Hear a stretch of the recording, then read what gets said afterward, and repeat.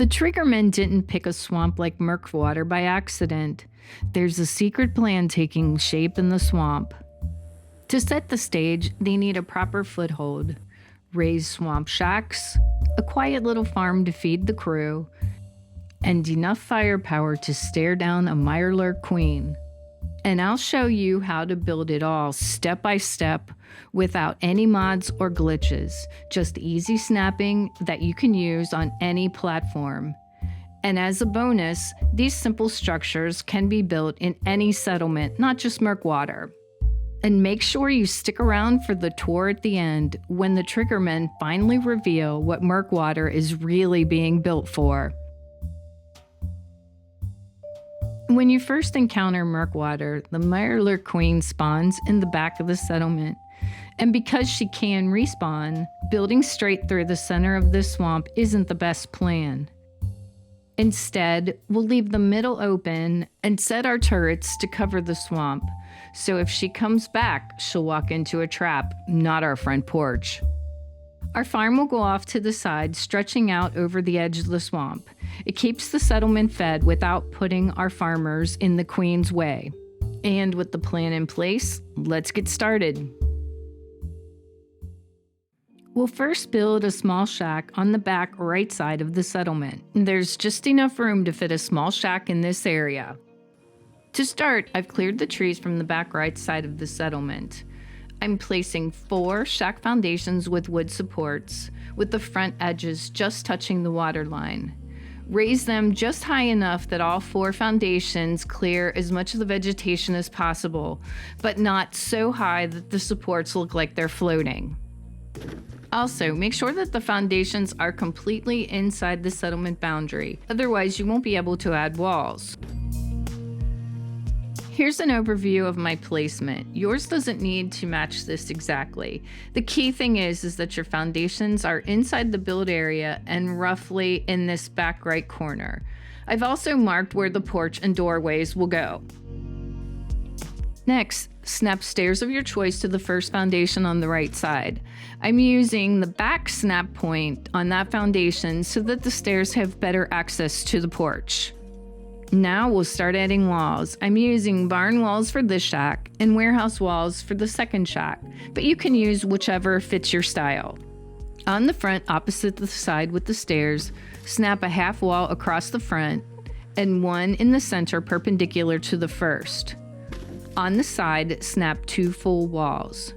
On the back, snap 1 doorway and 1 full wall. On the remaining side, snap 1 more full wall. Then, snap a doorway perpendicular to the last wall so that it lines up with the half wall we placed on the front.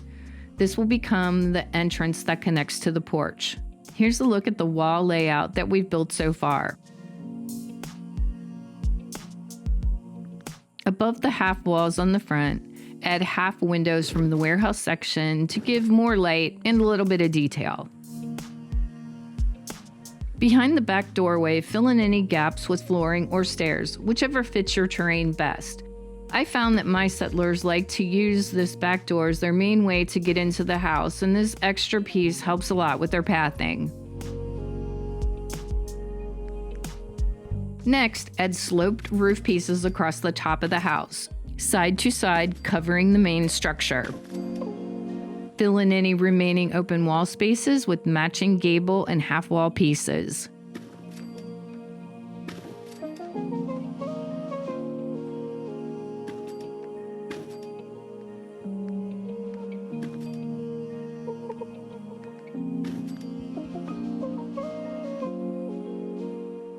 Finish off the front by snapping 2 half floors on the water side to create a small pier off of the porch. I'm going to use barn floors here to give it a more weathered, swamp-worn look. To support the roof, I slid ball and track supports under the corner of the roof. They are easy to place and the perfect height.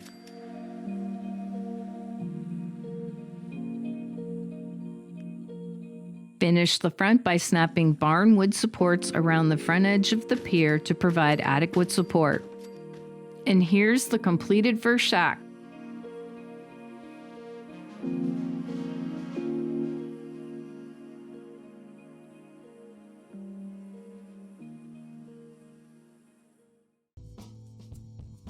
Next, we'll build the second shack.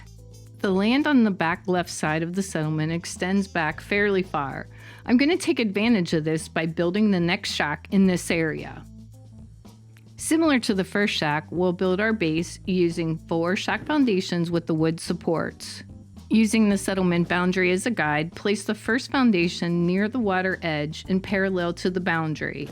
Raise it high enough so that all 4 foundations will clear the vegetation as much as possible.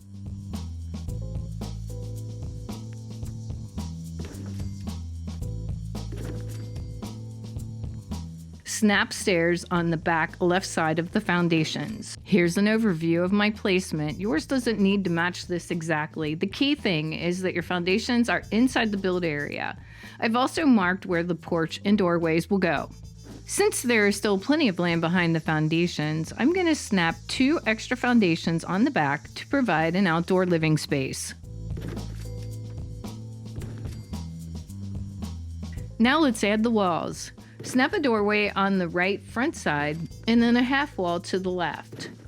On the side, snap a half wall and a whole wall. Along the back, snap 1 wall and then a doorway perpendicular to the wall. Along the remaining wall, snap 1 wall and then another wall perpendicular to that wall. This will connect the side doorway to the house. Here's a look at the wall layout that we've built so far.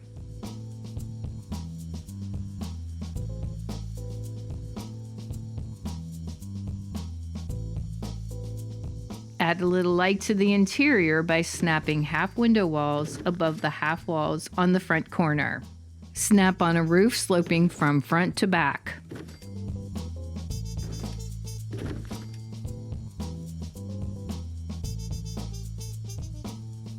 Fill in the remaining open spaces with gable and half wall pieces where needed.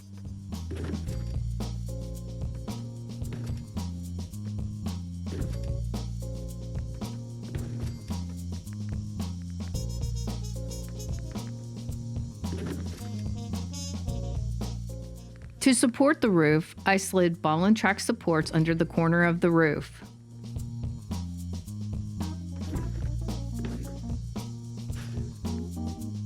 And then finish the back by snapping railings around the edge of the deck. Back on the front, snap 2 half floors to the front of the shack to create a small pier. Finish with barn supports around the edge to complete the shack. Here's a look at the completed shack.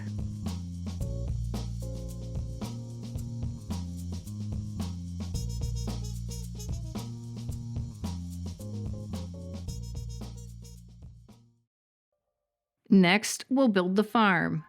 I'm using this area on the right side of the settlement to build the farm. It will be partially over land and partially over the swamp. A word of caution when building in and around water. Item placed below the surface of water often can't be removed because the item can no longer be selected. To prevent problems, save before building in water and make sure the pieces are all placed above the surface. To avoid problems, I'm starting the farm against the slope of the ground, ensuring that it will be above the water. Snap a total of 6 barn or warehouse mesh floors to form a rectangle over the water. If possible, snap an additional half mesh floor on the ground side. I found that the half floors with the patched boards are a little bit more flexible and easier to place than the solid mesh floors. Here's an overview of my placement. Yours doesn't need to match this exactly. The key thing is that your floors are inside the build area and above the water. Snap stairs along the side to encourage settler pathing and barn support posts around the perimeter of the remaining frame.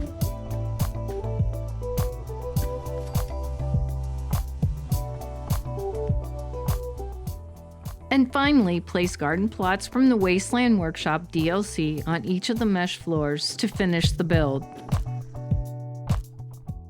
The plots are now ready for crops.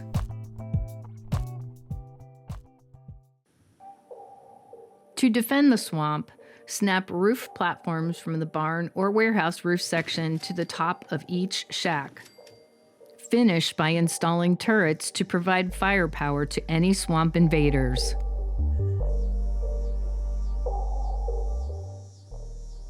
And that's it. The foundations are set, the shacks are standing, and the farm is in place. We've turned Murkwater into something a crew could actually live in. And that's exactly what happened. Because once the work was done, the Trigger Men moved in, and the story of the swamp changed for good. The fog never really lifted after that first night. It just thinned enough to reveal the truth. Murkwater was no longer empty. Yes, the Triggermen had arrived. Not a clean takeover, more like an infestation. They slogged through the mud, ruined their shoes, and complained the whole way. But Murkwater was officially theirs.